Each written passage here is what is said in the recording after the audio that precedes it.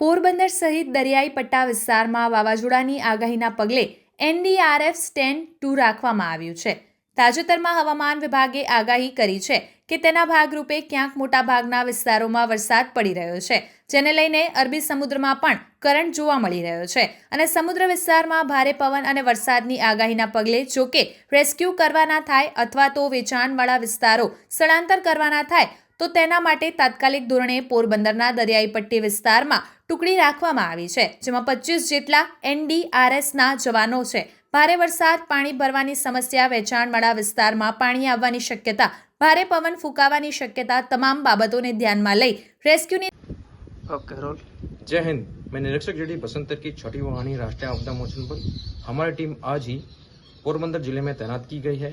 हमारी टीम 30 के सदस्य हैं। हमारी टीम किसी प्रकार की आपदा, चाहे वो प्राकृतिक हो, मानव निर्मित आपदा है, उसके लिए तैनात है। हमारी टीमों के पास CSSR इक्विपमेंट जैसे कि कार्बन टिप चेंसा, आरसा इत्यादि हैं। इसके साथ साथ हमारे पास फ्लड रिलेटेड इक्विपमेंट्स भी हैं, जैसे कि IRB बोट्स, हमारे पास रोप रेस्क्यू और फिर लाइफ बॉय, लाइफ जैकेट इत्यादि हैं, जो कि किसी भी प्रकार की आपदाओं से, जैसे कि बाढ़ जैसी आपदाओं से निपटने के लिए सक्षम है और हमारी टीम यहाँ पर तैनात है। जय हिंद।